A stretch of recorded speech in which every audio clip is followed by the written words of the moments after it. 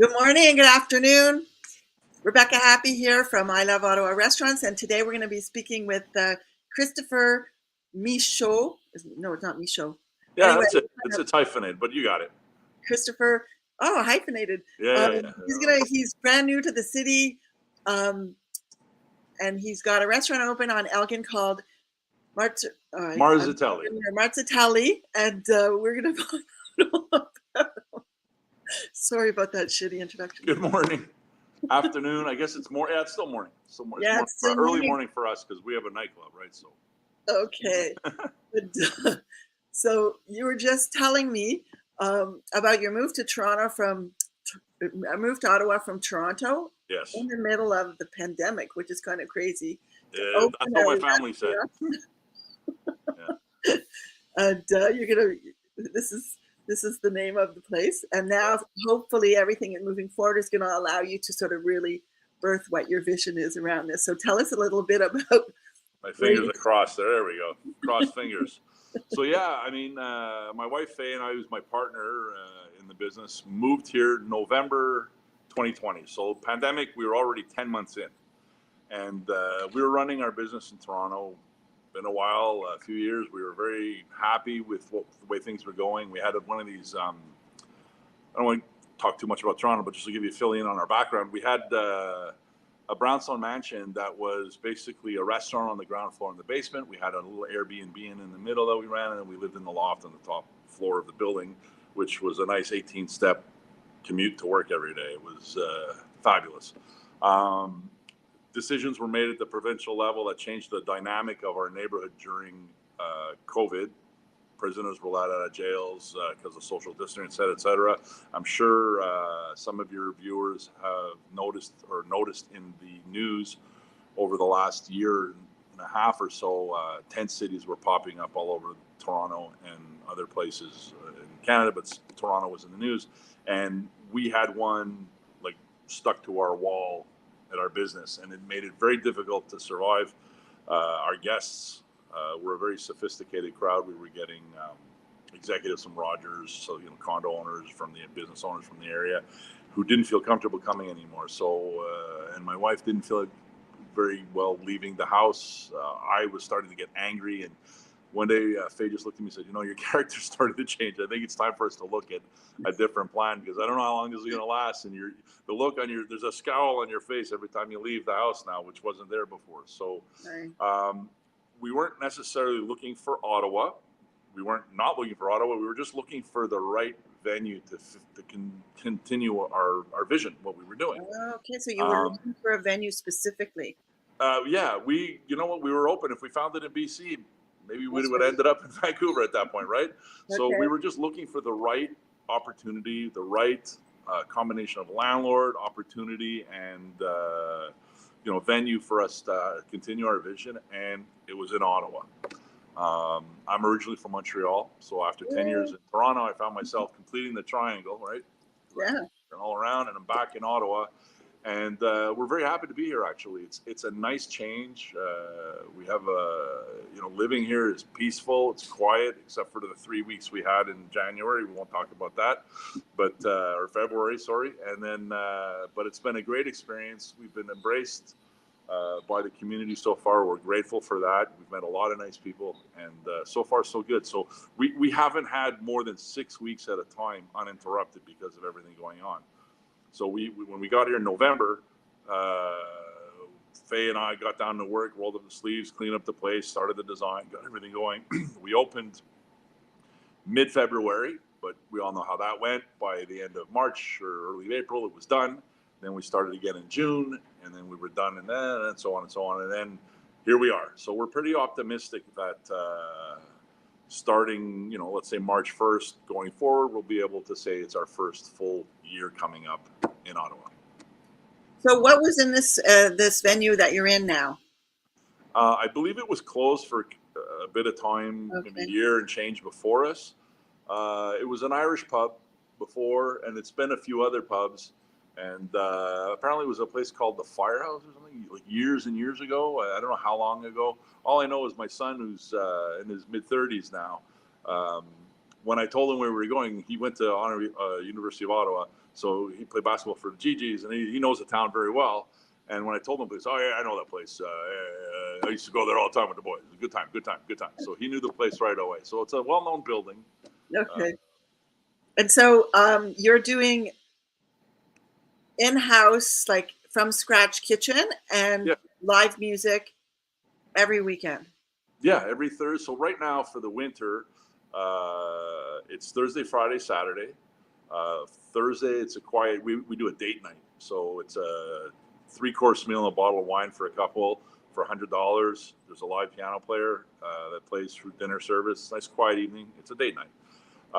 Friday, we start to ramp it up a little bit. There's a duo or a trio that comes in, and we have a table d'hote that we do a 3-course meal for $38. You can order a la carte. It's fine. And then Saturday, same thing, but we usually have a full band, drummer, everything.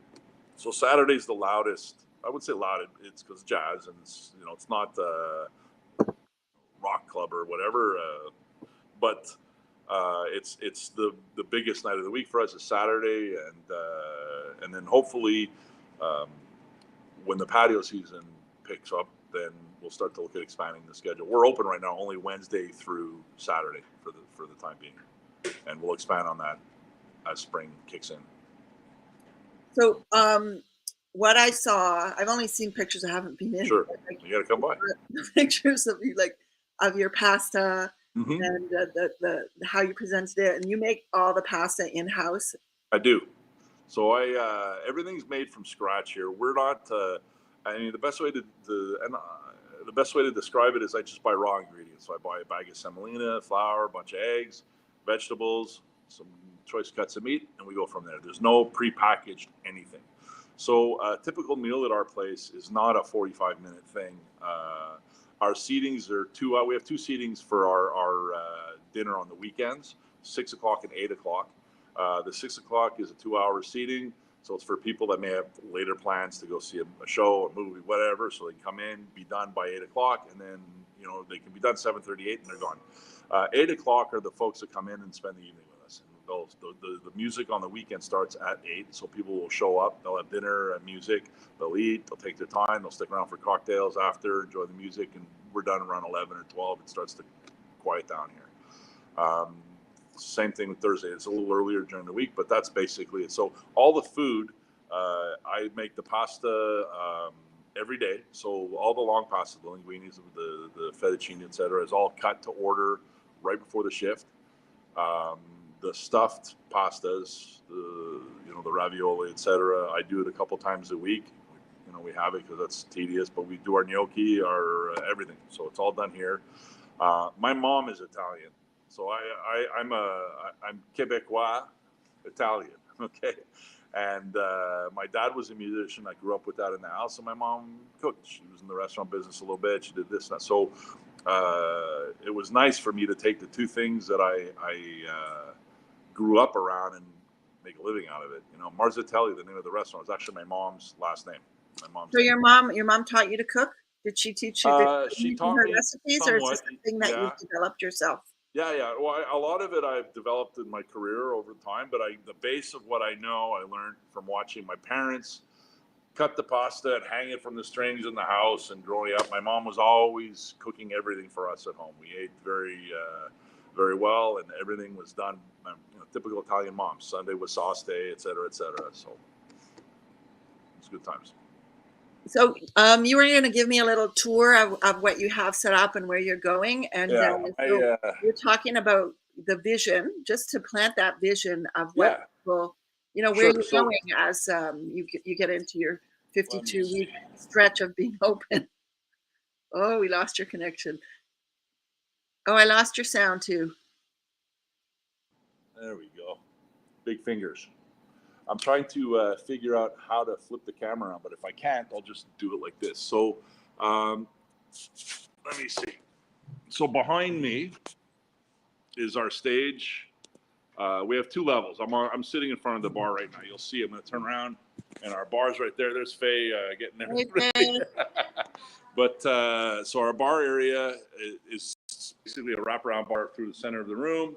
And then in front, we have the stage as such. And there's tables right in front along with booths on the side. And to give you a better view, I'll stand on the stage, and so you can see now. So we have a second floor, and the magic of the room is really at night with the lighting and everything, but you get the idea. There's my piano and my drum set and all that stuff. So depending on who's here, I'll sit in and play piano or drums or guitar or whatever they need. But moving forward, we're definitely going to be doing, it's like I said, it's a supper club. And that's, so expect the music to come when you come every night. It's an experience that you probably won't get anywhere else right now. Just the dinner with the size of the place. Our capacity is 200 and change, let's say, but we seat 120 people like comfortably.